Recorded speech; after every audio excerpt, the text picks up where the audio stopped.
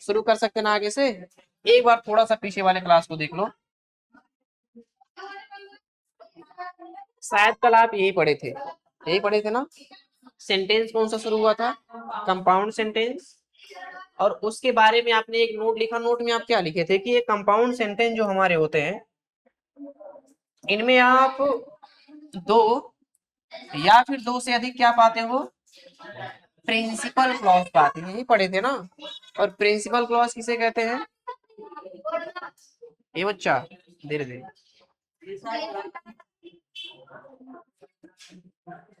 Principal clause किसे कहते हैं? आप क्या पढ़े थे इसके बारे में? प्रिंसिपल क्लॉज हम उस क्लॉज को बोलते हैं जो सेंटेंस में आए, अगर उसको अकेले कहीं रख दिया जाए तो अपना कंप्लीट मीनिंग वह एक्सप्रेस कर पाए, कंप्लीट मीनिंग बता पाए, किसी दूसरे क्लॉज पर निर्भर न रहे, उसी को हम क्या बोलते हैं? Principal clause. क्लॉज आपके दो टाइप के हुए थे, पहला कौन सा था? प्रिंसिपल, और दूसरा कौन सा था? Dependent clause. और डिपेंडेंट क्लॉज के बारे में आप क्या जाने थे कि डिपेंडेंट क्लॉज हम उस क्लॉज को बोलते हैं जो सेंटेंस में आए लेकिन अकेले मीनिंग कभी कंप्लीट नहीं कर सकता, उसको अपने मीनिंग को कंप्लीट करने के लिए किसी दूसरे क्लॉज की आवश्यकता होती है। और वो दूसरा क्लॉज कौन सा आता है? Principal clause. जब उसमें आके जुड़ेगा तो उसका मीनिंग भी क्या होता है? तब पूरा होता है। यही पढ़े थे ना। चलो अब हम बढ़ते हैं आगे। आगे हमें देखेंगे दो तीन क्लॉज में लिख रहा हूं और उसमें आप चेक करके बताना कि कौन सा प्रिंसिपल है और कौन सा dependent clause.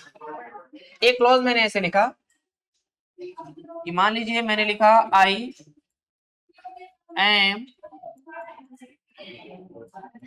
Going to school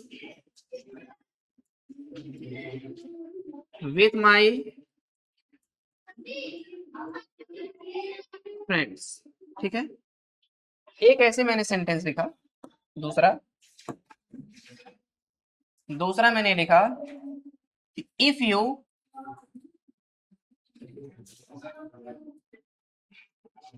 go to school,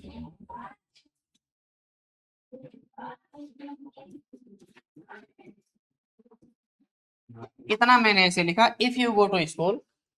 फिर मैंने लिखा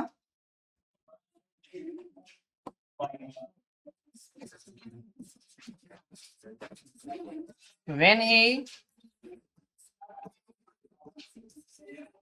comes here। ठीक है, चलो तीन क्लॉज मैंने लिखे हैं और तीनों का मैं हिंदी भी बता दे रहा हूं ताकि जब हिंदी आप इसका निकालेंगे तो थोड़ा सा पहचानने में और आसानी हो जाएगा कि कौन सा इसमें से डिपेंडेंट है, कौन सा इंडिपेंडेंट, यानी कि कौन सा प्रिंसिपल और कौन सा डिपेंडेंट क्लॉज है। अगर मैं पहले वाले का हिंदी बोलूं तो पहले वाले का हिंदी क्या है? आप कहेंगे सर पहले वाले का जो हिंदी होगा सेंटेंस का, लिखा है I am going to school with my friends. मैं अपने मित्रों के साथ कहाँ जा रहा हूँ? विद्यालय जा रहा हूँ। मैं अपने मित्रों के साथ, किसके साथ? मित्रों के साथ कहाँ जा रहा हूँ? आप कहेंगे सर विद्यालय जा। ठीक, दूसरा लिखा if you go to school, यदि आप विद्यालय जाएंगे, यदि आप विद्यालय जाएंगे या फिर कह सकते हो जाते हैं।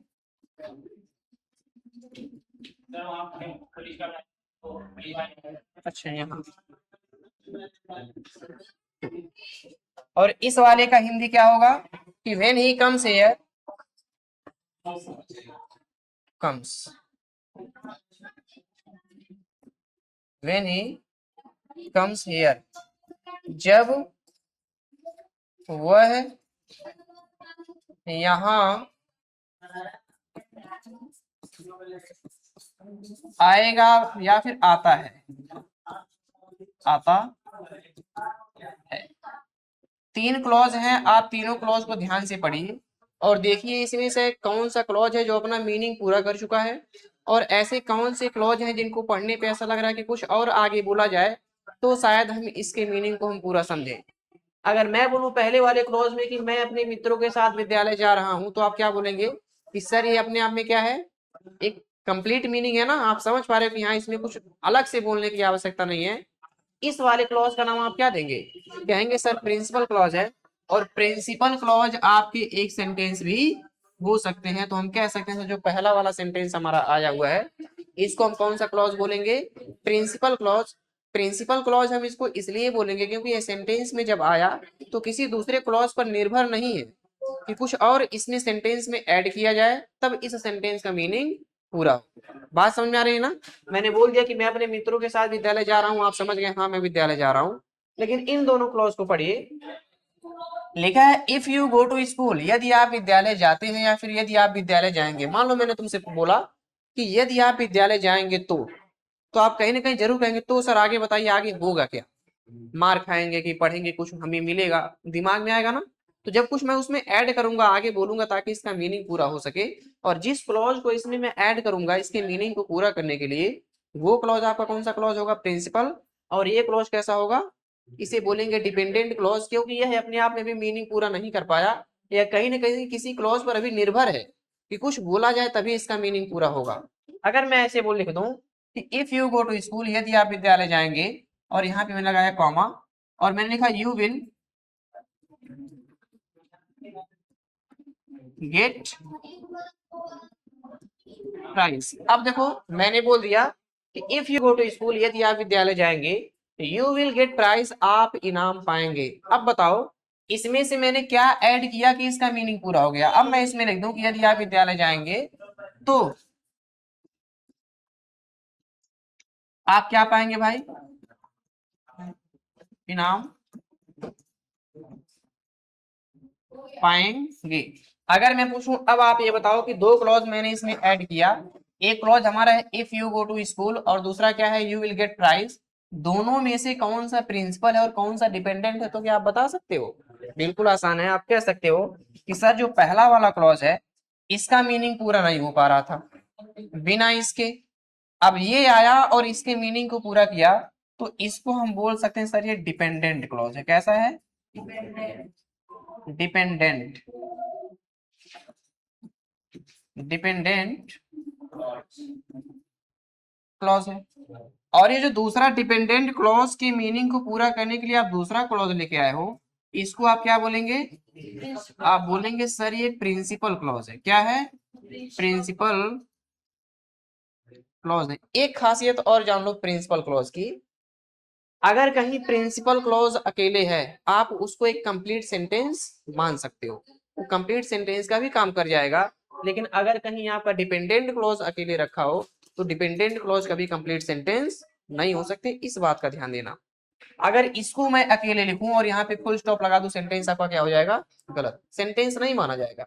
लेकिन इस वाले को मैं लिखूं कहीं अकेले और वहां पे फुल स्टॉप लगा दूं तो सेंटेंस आपका क्या होगा, सही रहेगा और साथ ही साथ कंप्लीट भी रहेगा, क्योंकि ये क्लॉज कैसा है, प्रिंसिपल क्लॉज।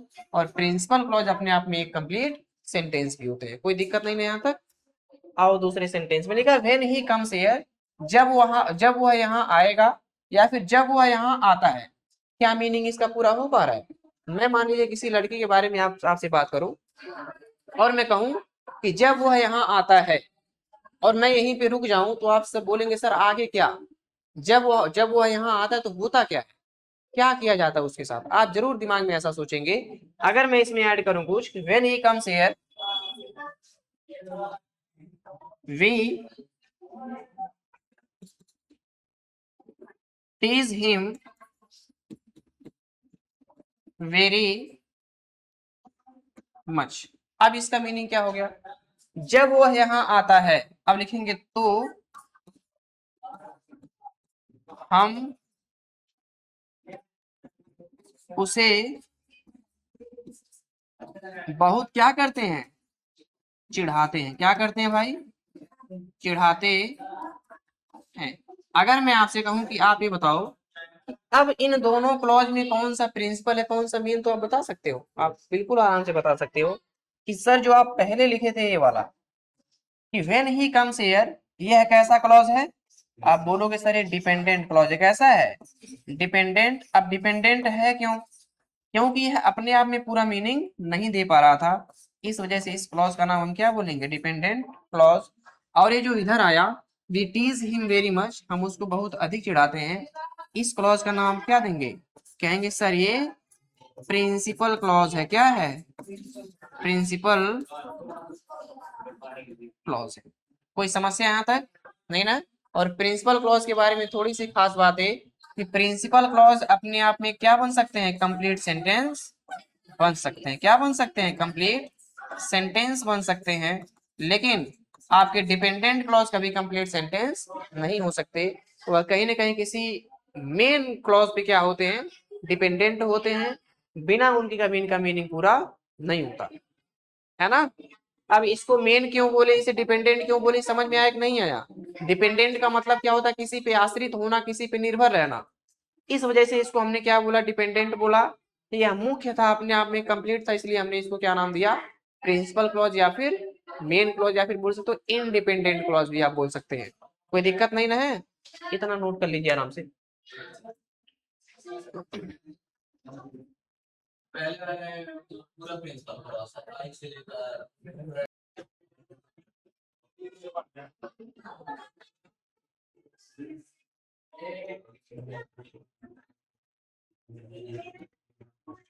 चलो ध्यान से देखना। अब कंपाउंड सेंटेंस में कोई समस्या किसी को नहीं है ना? अब हम क्या पढ़ेंगे, कॉम्प्लेक्स सेंटेंस। तो हेडिंग हमारा क्या होगा,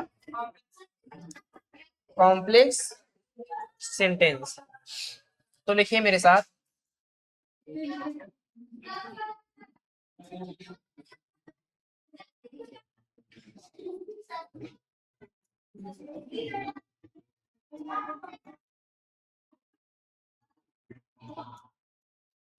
कॉम्प्लेक्स सेंटेंस।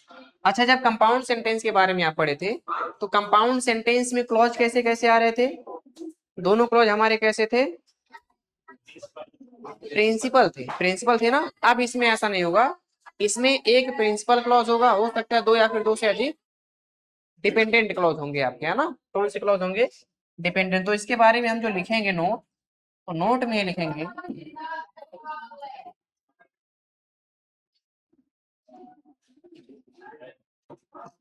देखो अ complex sentence, a complex sentence has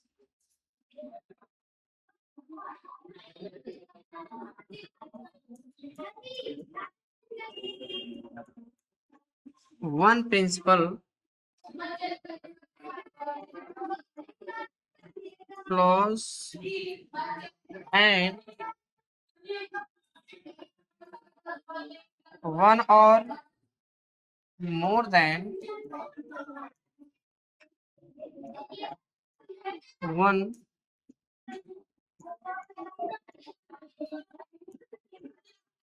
dependent clause। इसको जब हिंदी में हम लिखेंगे तो हम समझ पाएंगे इसमें कि कॉम्प्लेक्स, किसी कॉम्प्लेक्स सेंटेंस में, किसी कॉम्प्लेक्स सेंटेंस में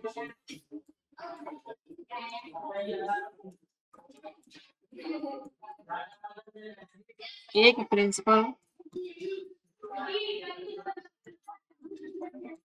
क्लोज या एक से अधिक, एक से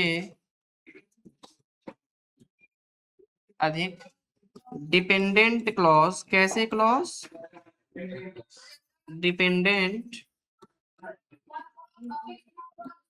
क्लॉज होते हैं।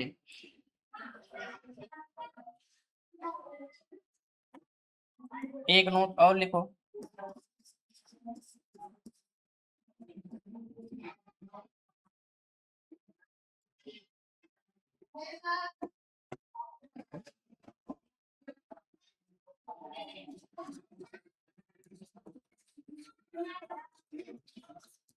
इन अ कॉम्प्लेक्स सेंटेंस है ना, in a complex sentence we use in a complex sentence we use सब ऑर्डिनेटिंग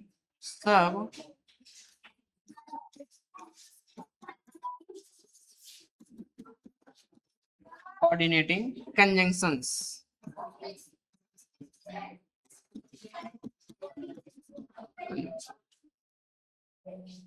इसको हिंदी में आप लिखेंगे कॉम्प्लेक्स सेंटेंस में, किसमें, कॉम्प्लेक्स सेंटेंस में सब ऑर्डिनेटिंग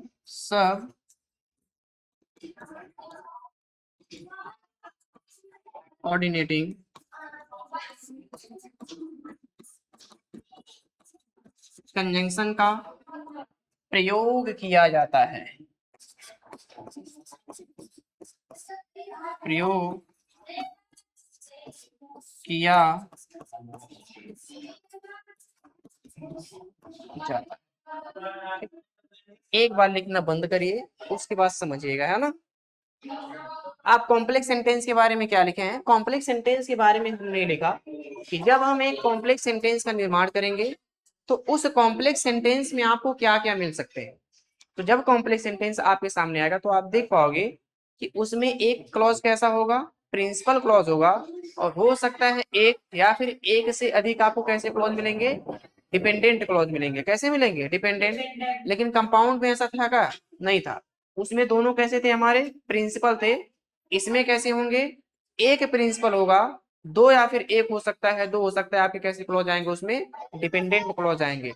और ऐसे सेंटेंस को हम क्या बोलेंगे? कॉम्प्लेक्स सेंटेंस बोलेंगे। एक बात और, आपने दूसरा नोट क्या लिखा इसके बारे में कि in a complex sentence we use subordinating conjunction. जब आपको कॉम्प्लेक्स सेंटेंस कहीं भी मिलेगा तो उसमें आपको जो कंजंक्शन मिलेगा वो कंजंक्शन कैसा होगा? सब ऑर्डिनेटिंग कंजंक्शन होगा, ना कि कोऑर्डिनेटिंग कंजंक्शन। अगर कोऑर्डिनेटिंग कंजंक्शन आ गया तो सेंटेंस आपका कॉम्प्लेक्स नहीं होगा, तो सेंटेंस कौन सा हो जाएगा? वो कंपाउंड होगा। लेकिन जब सब ऑर्डिनेटिंग कंजंक्शन आएंगे यहाँ पे तो सेंटेंस आपका कैसा होगा? कॉम्प्लेक्स। अब वो सब ऑर्डिनेटिंग कंजंक्शन है कौन कौन? तो कुछ है जिनका नाम मैं लिख रहा हूँ, देखिएगा। तो लिखेंगे सब ऑर्डिनेटिंग कंजंक्शंस। क्या लिखेंगे? सम फॉलोइंग सब ऑर्डिनेटिंग कंजंक्शंस कंजंक्शंस। अब वो कंजंक्शन है कौन कौन? एक बात और ध्यान से सुनना, जितने आपके क्वेश्चन वर्ड होते हैं, क्या होते हैं? Question word. जब वो सेंटेंसेस को आके बीच में जोड़ेंगे तो कैसे कैसे कंजंक्शन आप बोलोगे इसको? सब ऑर्डिनेटिंग कंजंक्शन। और उनके अलावा भी कुछ है, जैसे मान लीजिए आप लिखते हो बिकॉज। क्या लिखते हो? बिकॉज लिखते हो। आप इफ लिखते हैं, क्या लिखते हैं? इफ हो गया। आप व्हेन को लिख सकते हैं, व्हाट को भी लिख सकते हैं। क्या लिख सकते हैं? व्हाट हो गया। ऐसे जो क्वेश्चन वर्ड आएंगे आपके सभी हो गए। और इसके अलावा आप क्या लिखते हो? क्या होता है? बिकॉज होता है। सिंस आप लिखते हो। क्या लिखते हो? सिंस लिखते हैं। और फॉर तो उसमें आता है ना, फॉर आता है कोऑर्डिनेटिंग कंजंक्शन में, जिसका मतलब वहां पे क्या होता है? क्योंकि। और आपका क्या हो गया? बिकॉज हो गया, इफ हो गया, व्हेन हो गया, व्हाट हो गया, सिंस हो गया।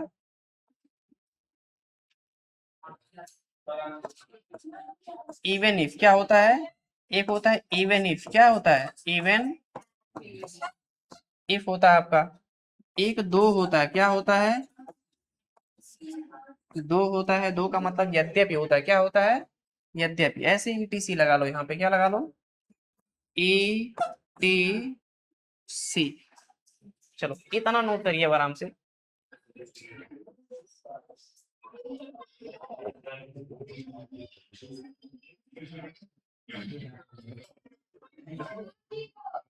चलो